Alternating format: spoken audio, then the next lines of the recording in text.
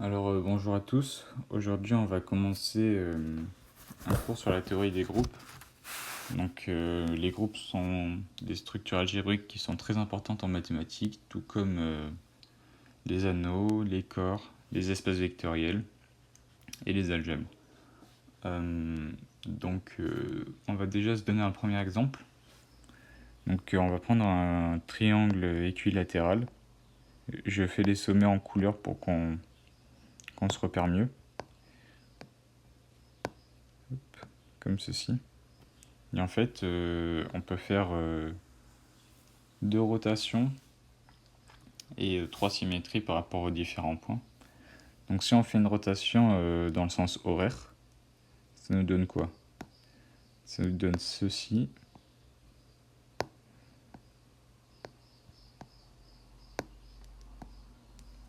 Et si on refait une rotation, ça nous donne ceci.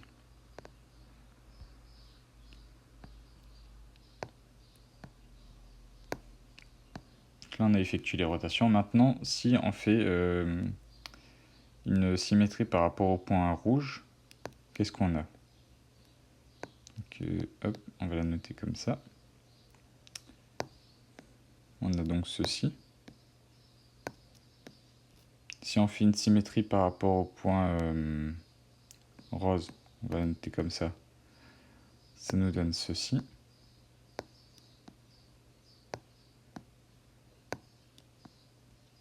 Et si on fait une symétrie par rapport au point bleu qu'on note comme ça nous fait ceci.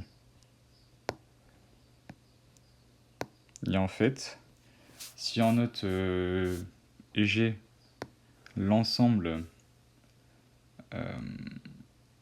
des triangles équilatéraux comme ceci, munis de la symétrie et la rotation, mais on verra que c'est en fait plus ou moins la même chose, et bien ça forme un groupe. Voilà. Donc on va déjà donner les premières définitions. Donc définition. On se donne un ensemble E non vide.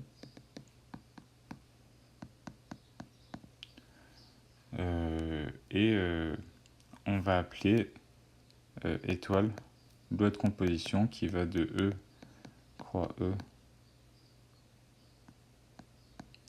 dans E qui a X, Y, un couple d'éléments de E associe X étoile Y.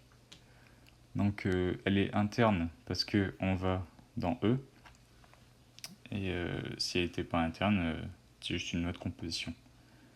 Et donc on appelle E étoile un groupe si on vérifie les propriétés suivantes. Donc on va se donner 3 éléments de E, soit X, Y, Z dans E. Qu'est-ce qu'on a alors? Il faut que ce soit associatif, c'est-à-dire X étoile Y étoile Z, c'est égal à X étoile Y étoile Z. C'est-à-dire qu'on peut enlever les parenthèses en quelque sorte. Ensuite, il faut qu'il y ait un élément neutre. C'est-à-dire qu'il existe un E dans E, tel que X étoile E égale E étoile X égale X. Et ensuite, il faut qu'on admette un élément inverse. Donc il existe un Y dans E, tel que X étoile Y égale Y étoile X égale E. Donc ça, c'est un élément inverse. Et si on vérifie ces propriétés-là, ça veut dire que E, muni de la loi de composition interne étoile, est un groupe.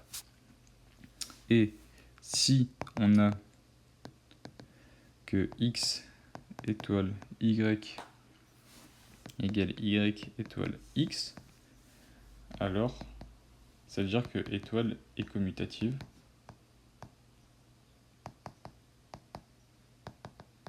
Et donc ça veut dire que E muni de la loi étoile, c'est un groupe commutatif, ou on dit aussi abélien, du mathématicien Niels Abel. Donc voilà, une première définition de ce qu'est un groupe. En fait, on a plusieurs groupes qu'on connaît, hein. Donc des exemples. Z muni de la loi plus. On a R muni de la loi plus. On a Q muni de la loi plus. C. On a aussi l'anneau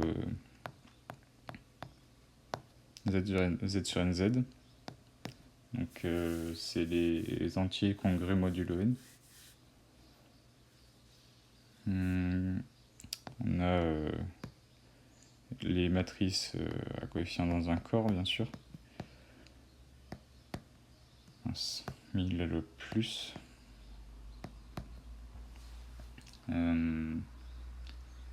Donc tous ceux ici, ce sont des groupes abéliens. Par contre, Mn de K, on sait qu'il n'est pas abélien. On vérifie facilement que AB... Enfin, pour l'addition, ça va, mais pour la multiplication, on verra que c'est pas abélien. Oui, ensuite, bon, pour la multiplication, on peut avoir... donc on a Q fois R C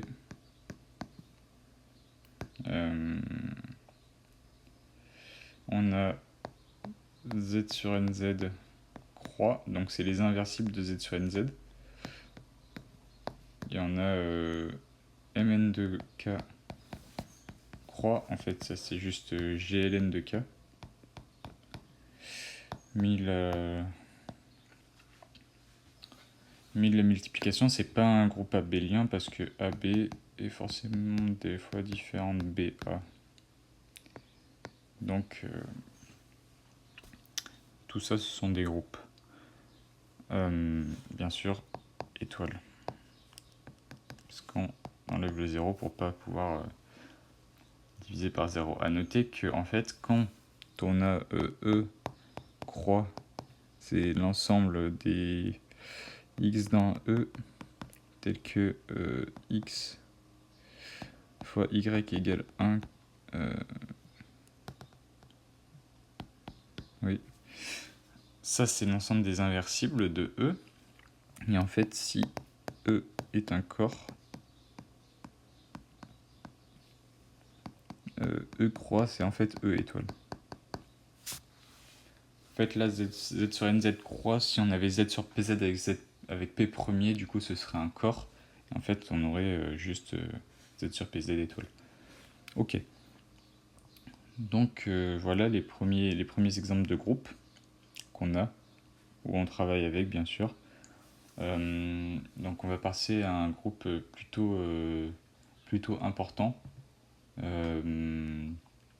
Donc, c'est le groupe SN. Exemple important. Bien sûr, je ne l'ai pas dit, mais dans la définition des groupes, en fait, l'élément neutre et l'inverse sont uniques du moment qu'ils existent. En fait, c'est facile à vérifier. On va le vérifier maintenant avant de faire l'exemple sur SN. Donc, remarque, si l'élément neutre existe, alors il est unique.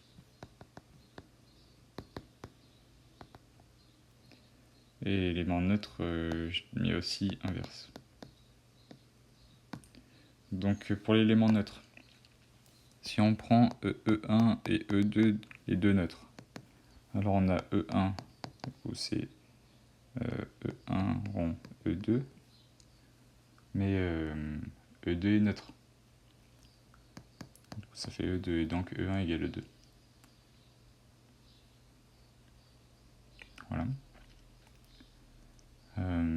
Ensuite, pour l'inverse, donc on prend deux inverses y, y'.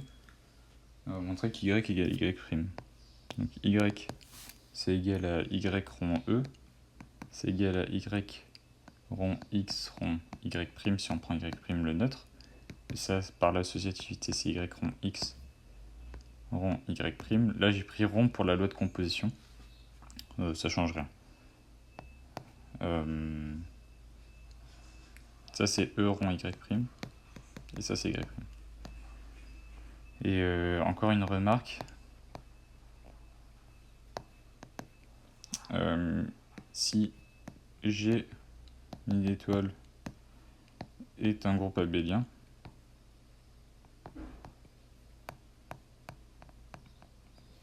on convient souvent de noter étoile comme la loi plus.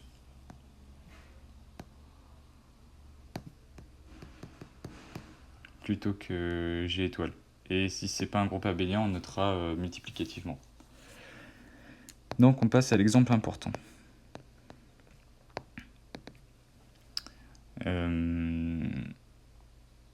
Très important, on le verra dans la suite. On va parler de Sn. Donc on prend G, c'est les fonctions de E dans E, où E est un ensemble quelconque. Même si E est vide, G n'est pas forcément vide.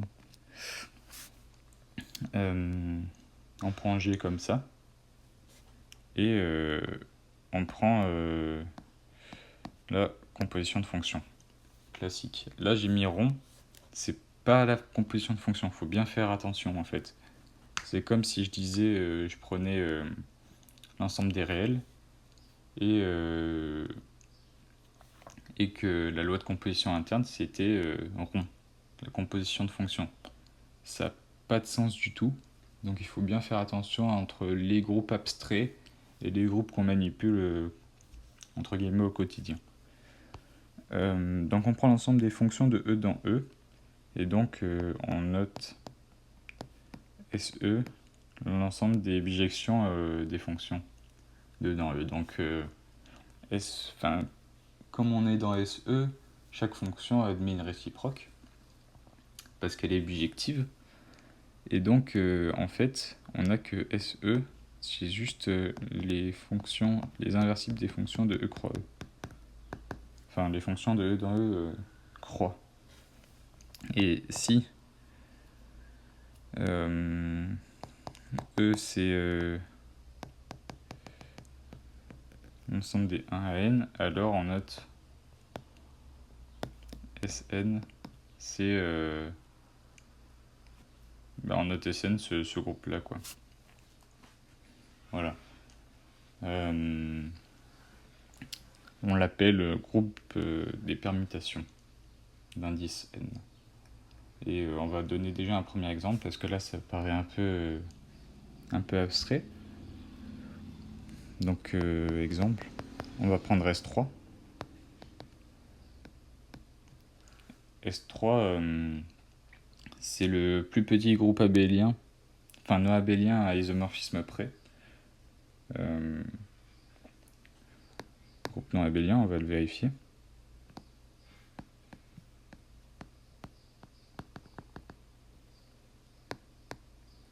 Alors déjà S3 on va dire ce que c'est. Hop. Donc il y a id dedans, il y a la permutation 1, 2, permutation 1, 3, permutation 2, 3, le 3 cycle 1, 2, 3 et 1, 3, 2. En fait, on les note comme ça, mais on les note sous matrice 2, 2, enfin, non plutôt à 2 lignes et n colonnes dans Sn. En fait, ceci, on marque d'abord les premiers, et en fait le 1, ici, il est envoyé sur le 2, donc on marque un 2 en bas. En fait là, ici, c'est les i, et la deuxième colonne, c'est sigma de i. Et ensuite, là, le 2, il est envoyé sur le 1, donc 1, et en fait 3, il est laissé fixe. Pareil pour 1, 3, on a bien compris, c'est 1, 2, 3. Le 1, il est envoyé sur le 3, le 3 il est envoyé sur le 1, et là, ici, on a 2. Et celui-là, par exemple, 1, 2, 3, c'est un 3 cycles. Donc, le 1, il est envoyé sur le 2. Le 2, il est envoyé sur le 3.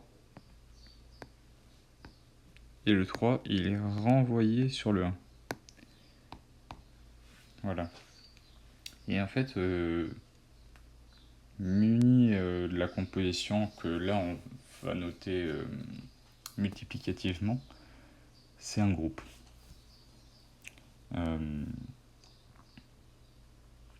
Et en fait, par exemple, si on prend ça qu'on appelle sigma, on a sigma de moins 1. En fait, c'est juste, on va lire cette ligne et on va envoyer les éléments en haut. C'est-à-dire sigma moins 1, le 1, je le remets dans l'ordre, il est envoyé sur le 3. Le 2 ici, il est envoyé sur le 1. Et le 3, il est envoyé sur le 2. Ça, c'est sigma moins 1. En fait, les deux cycles, comme ça, ce sont des involutions, ceux-là. C'est-à-dire que quand on les met au carré, ça fait 1. Enfin, ça fait l'identité. Ça veut dire qu'en fait, ils sont auto-inverses aussi. C'est-à-dire que sigma, enfin, si on prend taux 2 cycles, donc 1, 2, 1, 3 ou 2, 3, eh bien, taux égale taux moins 1. C'est facile de le vérifier. On a, enfin, pour le calcul, pour un 2 cycles, c'est facile de le vérifier en fait. On a juste à faire une permutation de deux éléments et tous les autres restent fixes.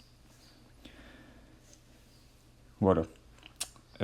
Et on vérifie que c'est pas abélien. Donc on va prendre, on va garder ce sigma ici. On va prendre la permutation 1, 2. Donc on a 1, 2, 3, 2, 3, 1.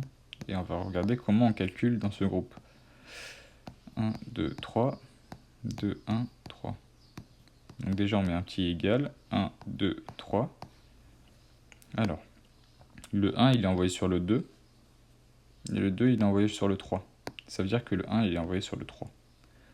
Ensuite, le 2 il est envoyé sur le 1 il est envoyé sur le 2. Ça veut dire que le 2 il est envoyé sur le 2. Et là forcément, comme on a tous les cas, ça s'est forcément envoyé sur le 1.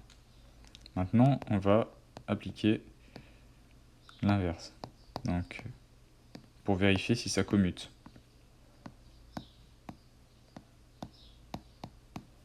Là, on a compris comment on faisait. 1, 2, 3. 1, 2, 2, 1. Et là, on voit directement que c'est déjà différent. En fait, on peut s'arrêter là. On va le faire pour le calcul, mais c'est fini. On voit bien que c'est différent, donc c'est pas abélien. Donc voilà.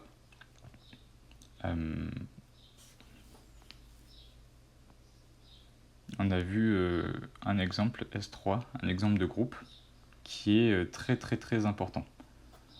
On verra dans la suite pourquoi il est aussi important. Donc, on va passer aux définitions des ordres des éléments et dans les groupes. Donc, si le groupe G est fini, c'est-à-dire de cardinal fini, on appelle ordre son groupe, son cardinal.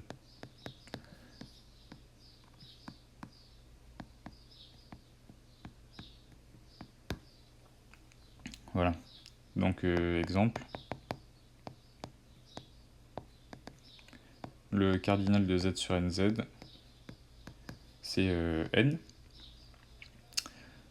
Le cardinal de Sn, c'est factoriel n. Et le cardinal de, par exemple, R, c'est l'infini. Voilà. Là, on a l'ordre d'un groupe et on peut aussi parler de l'ordre des éléments. Donc, définition. Soit j'ai un groupe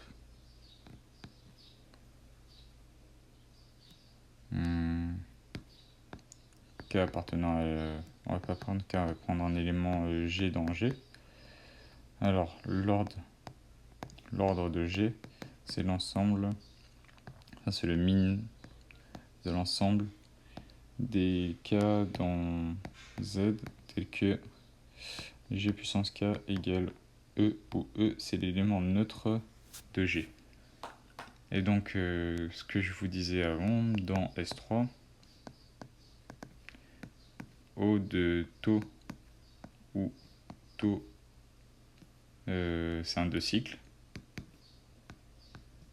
c'est-à-dire 1, 2, 1, 3 ou 2, 3, bah ça c'est 2. Et en fait, O de sigma, où sigma c'est un 3 cycles, donc c'est le reste, c'est 3, et bien sûr O de id, c'est 1. Voilà.